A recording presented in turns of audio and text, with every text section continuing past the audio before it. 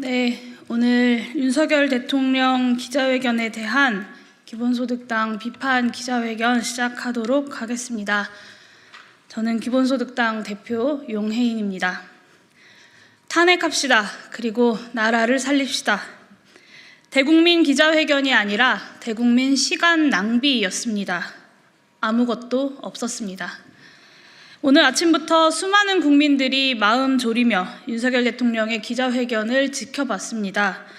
윤석열 김건희 부부가 일으킨 국정 파탄과 수많은 의혹에 혹여나 마음을 고쳐먹고 진솔한 사과와 국정 쇄신의 자세를 보여줄 것인가 하는 일말의 기대를 할 수밖에 없었기 때문입니다. 그러나 정말 아무것도 없었습니다. 변명하지 않겠다라면서 고개 숙이고 시작한 윤석열 대통령은 늘 그랬던 것처럼 전 정부 탓이다, 대내외 여건 탓이다, 야당 탓이라는 장황한 변명만 늘어놓았습니다. 김건희 여사가 연루된 주가 조작, 처가 비위, 공천 개입, 국정농단은 그저 제 아내가 순진한 면이 있다라는 말로 축소되었습니다. 아내가 사과 좀 제대로 하라고 했다며 국민의 대표자인 대통령이 국민께 직접 사과해야 할 당사자인 김건희 여사에게 떠밀리듯 대신 나온 자리임을 자백했습니다. 무제한 끝장 기자회견은 윤석열 대통령이 점심 챙겨 먹어야 할 시간에 허망하게 끝나버렸습니다.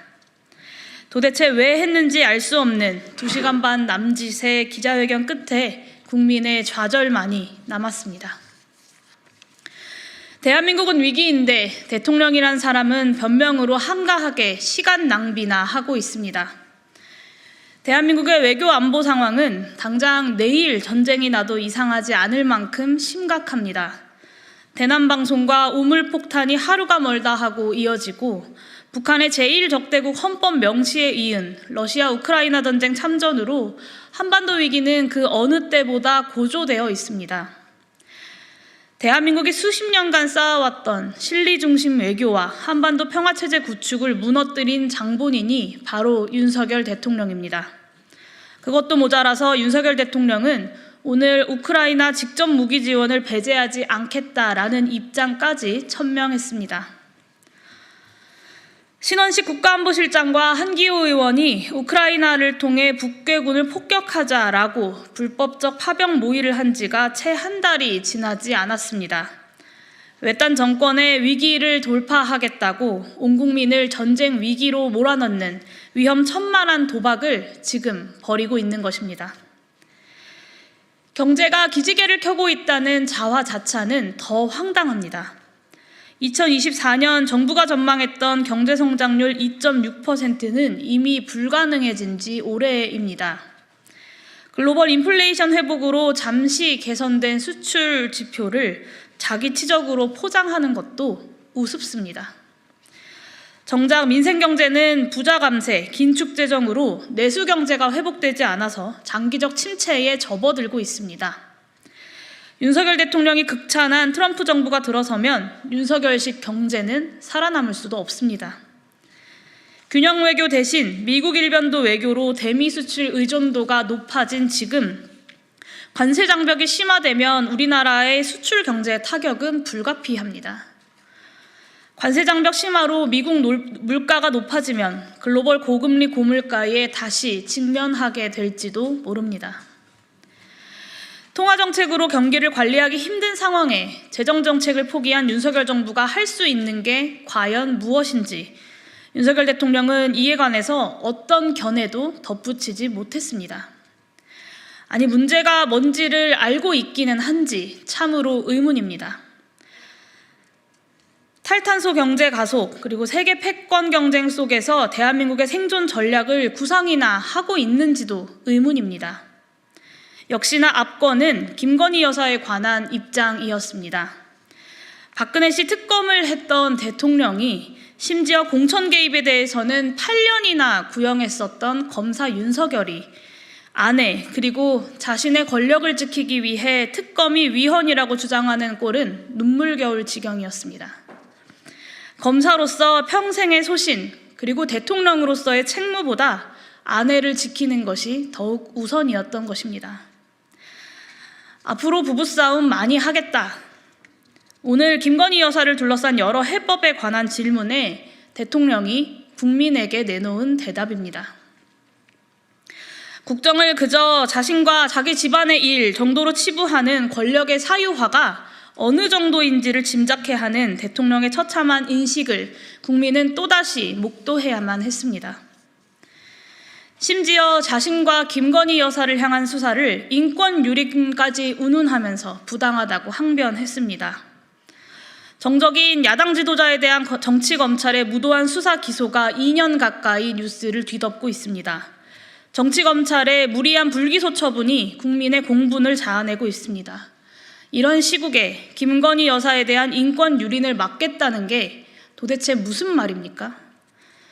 오히려 기소 한번 제대로 되지 않고 참고인으로 황제 조사를 받았던 김건희 여사에게 인권 유린을 운운하는 것이 과연 가당키나 합니까? 윤석열식 공정과 상식이 무엇인지 명확해지는 순간이었습니다. 법률가 출신이라는 사람이 일사부재리 원칙을 자기 편한 대로만 왜곡해서 말하는 것도 참으로 가관입니다. 도대체 이런 사람이 어떻게 대한민국의 검찰총장이 될 수 있었는지 대한민국 검찰의 수준이 의심스러울 지경입니다. 김건희 여사는 잘못이 없고 제가 못해서 사과를 하는 거다. 아내가 회견 가서 사과 제대로 하라고 얘기했다. 문제를 딱 짚어주면 그 부분에 대해서 제가 사과하겠다.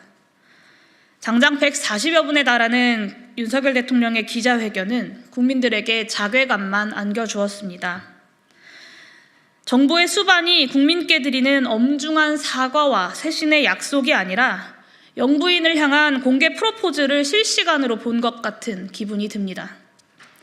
프로포즈에는 성공했을지 몰라도 국정 쇄신에는 완전히 실패했습니다. 그간 윤석열 대통령을 향해서 민심을 받들지 않는다라고 비판해 왔습니다만 오늘 기자회견을 보고 확실히 깨달았습니다. 이건 민심을 받들지 않는 수준을 넘은 지 오래입니다. 대통령의 현실 인식은 제정신이 아니라고 할 정도입니다. 국정의 무게를 모르고 혼자만의 세상에서 자기 듣고 싶은 대로 자기 하고 싶은 말만 하는 윤석열 대통령에게 민심을 받들어라 라고 하는 요구 자체가 헛됩니다.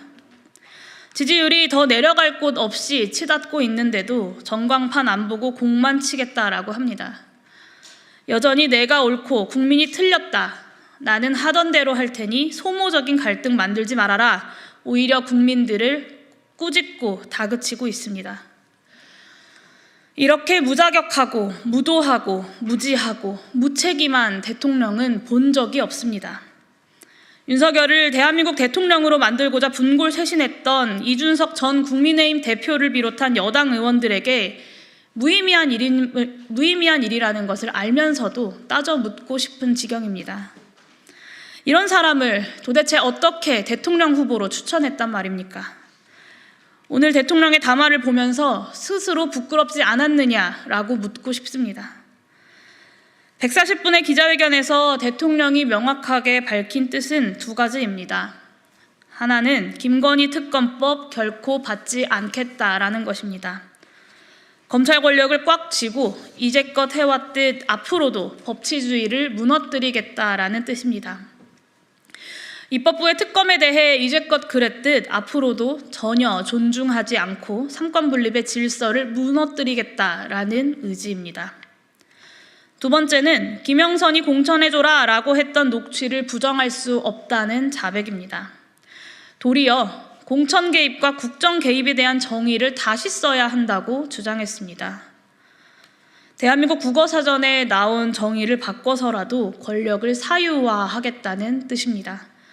헌법과 법률이 정한 절차를 앞으로도 무시하면서 질주하겠다라는 것입니다. 현실에 대한 객관적인 인식이 없는 지도자, 자신에 대한 자의식만 과잉되어 있는 지도자, 헌법에 대한 자의적 해석으로 법꾸라지처럼 불법과 편법을 자유자재로 활용하는 지도자, 이제는 더 이상 용납할 수 없습니다. 그리고 용납해서도 안 됩니다. 대통령에게 한 톨의 기대도 희망도 걸 수 없게 되었습니다. 이제 남은 것은 탄핵밖에 없다라는 것을 재확인했던 140분이었습니다. 그러니 국민 여러분, 그리고 동료 의원 여러분, 이제 탄핵합시다.